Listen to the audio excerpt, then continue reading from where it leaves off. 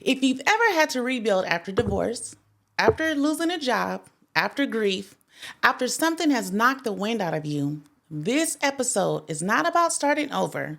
It's about pivoting strategically. Today, I'm breaking down the exact framework I've used to rebuild my life and scale my business, the pivot method. Welcome to the Pivot to Profit podcast where personal growth meets business strategy. I'm your host, TaVia, and here we don't just grow emotionally, we build strategically.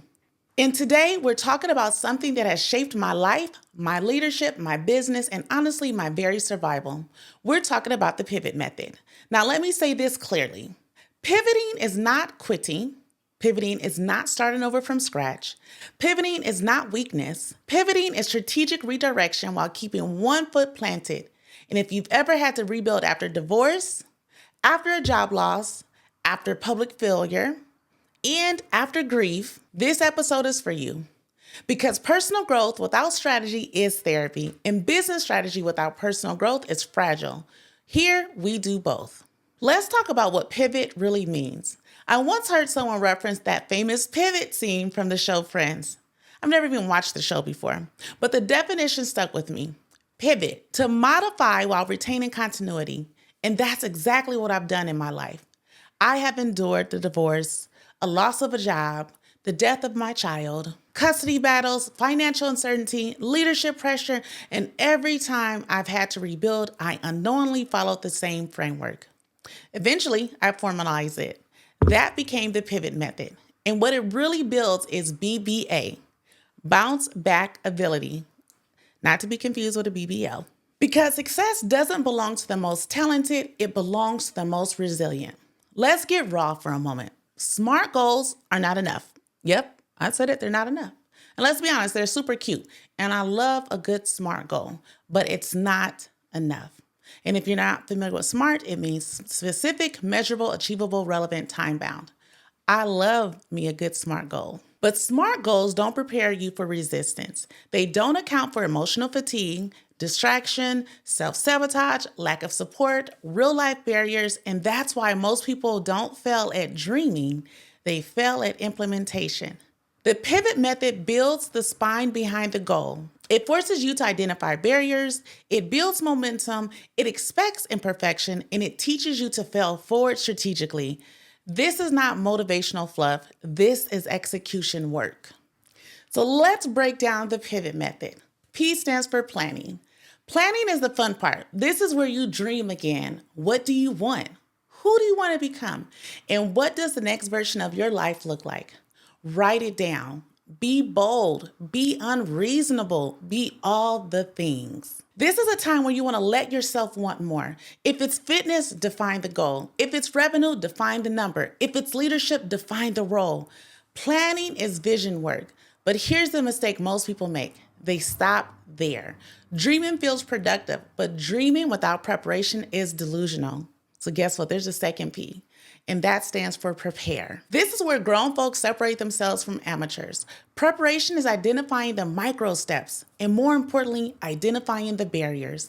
If your goal is to work out at 5 a.m., who is watching the kids? What if you oversleep?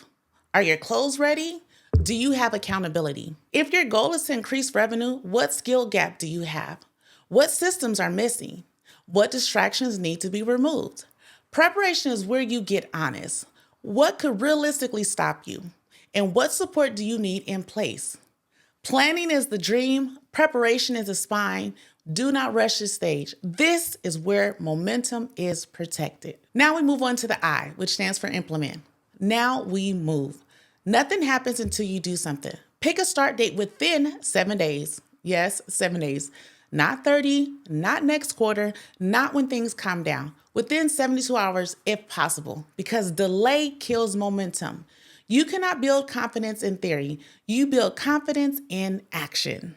And here, listen, it will not be perfect. I'm telling you now, it won't be perfect. It most likely will be sloppy. It may be even uncomfortable.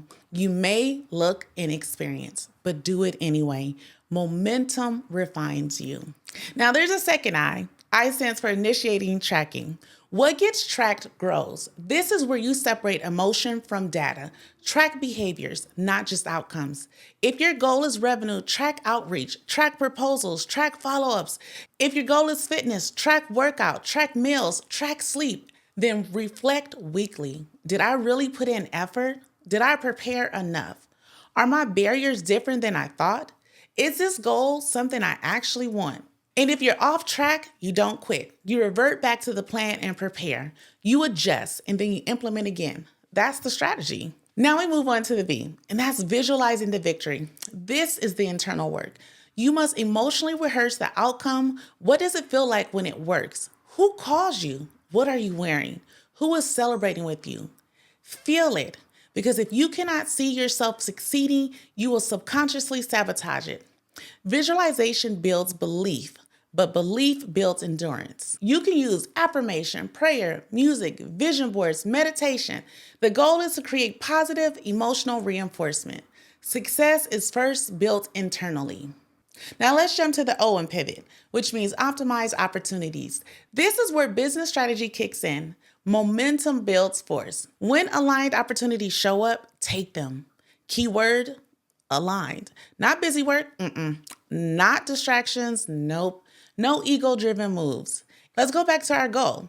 If your goal is income growth and a monetizable skill training appears, you take it. If your goal is health and a free trial with a trainer appears, then you take it.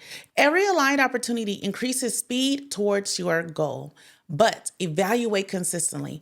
Are you optimizing or are you just trying to stay busy? Busy does not equal productive. We're getting there, folks. Now we're on to the T. Trust the process and transform.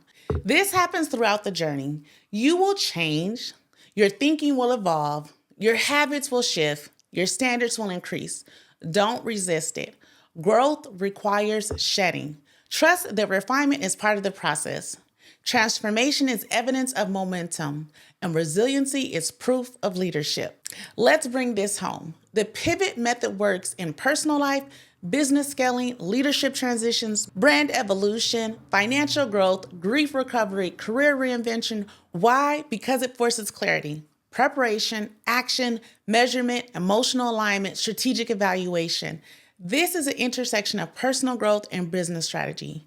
And here's the truth that most people won't say. You cannot build a profitable life without building a resilient identity. Your business will only grow as far as your bounce back ability allows. If you are in a pivot season right now, hear me clearly. You are not behind.